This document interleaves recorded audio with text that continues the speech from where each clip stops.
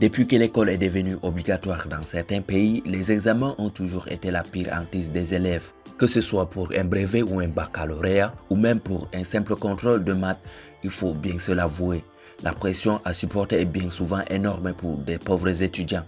Mais en Corée du Sud, pays de Samsung et de Squid Game, l'examen annuel Suning est littéralement une question de vie ou de mort.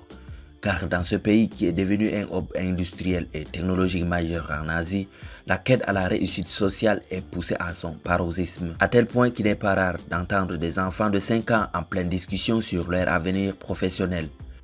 Et pour intégrer des meilleures universités du pays, seule garantie d'accéder à un statut social et professionnel privilégié, le Suning est pour ainsi dire une étape indispensable.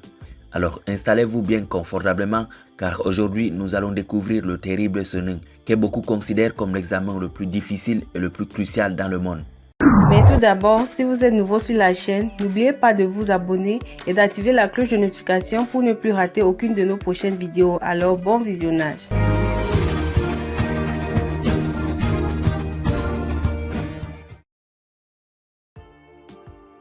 Depuis l'indépendance de la Corée du Sud, au lendemain de la Deuxième Guerre mondiale, son système éducatif s'est sensiblement amélioré au fil du temps. Le pays qui est entre-temps devenu la 10e puissance économique mondiale a dû en effet adapter ses institutions afin d'être à la hauteur de ses nouvelles exigences et ses responsabilités.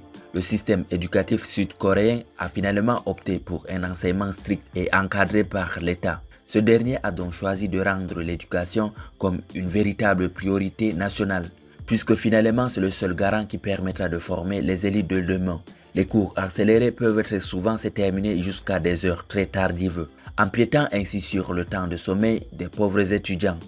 Les élèves sud-coréens doivent en effet se taper quasiment 50 heures d'études par semaine. Ce système quasi-militaire est censé préparer les enfants à l'un des examens les plus durs et les plus inabordables, le fameux Suning. C'est littéralement l'épreuve la plus importante de la vie d'un jeune sud-coréen, voire même quasiment un rite de passage obligé qui permettra de vous valoriser.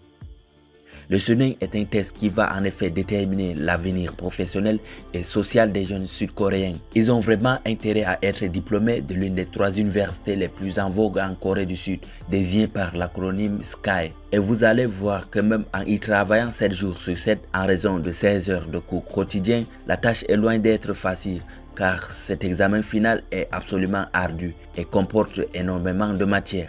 L'examen s'étale sur toute une journée démarrant à 8h30 pour se terminer jusqu'à 17h30. Nul document ou appareil électronique, ni même de nourriture, car le fait de s'alimenter pourra distraire les participants. Le test en lui-même est un questionnaire à choix multiples, comportant le plus souvent des matières telles que le coréen, les mathématiques, l'anglais, l'histoire de la Corée, ainsi que les études sociales ou l'enseignement professionnel. Et pour finir, une langue étrangère au choix. Le contenu du test est basé sur les manuels scolaires sud-coréens, mais le secret qui englobe les questions qui sont posées atteint une dimension de secret d'État. Les professeurs chargés d'élaborer ces questions sont en effet littéralement isolés du reste du monde pendant un mois, logés dans le plus grand hôtel secret dans la province de Gangwon et gracieusement payés pour leur travail. Le secret est tel que les professeurs choisis pour élaborer les QCM de Suning ne doivent strictement rien révéler à leur famille ou amis et justifier leur absence d'un mois par un départ en vacances à l'étranger. Pendant cet examen, le trafic aéronautique est suspendu à certains endroits, notamment ce qui concerne les aéroports proches des centres d'examen où les avions sont tout bonnement interdits de décoller ou d'atterrir, mais sur les routes également, puisque les gros camions et poids lourds ainsi que l'ensemble des transports en commun, y compris les trains et les métros, sont sommés de circuler à vitesse réduite et de ne surtout pas klaxonner. Dans d'autres grandes villes de Corée du Sud, les chantiers de construction sont mis en pause. Pendant ce temps, les parents des candidats sont en pleine prière dans les temples et les églises de la ville, espérant ainsi soutenir spirituellement leurs chers rejetons. Pour les pauvres malheureux qui n'auront pas réussi à passer le test, ils devront attendre encore toute une année pour tenter un rattrapage du Suning. Merci d'avoir suivi cette vidéo jusqu'à la fin. N'hésitez pas de nous mentionner en commentaire vos réactions et de vous abonner surtout si vous découvrez la chaîne pour la première fois. À la prochaine pour une nouvelle vidéo.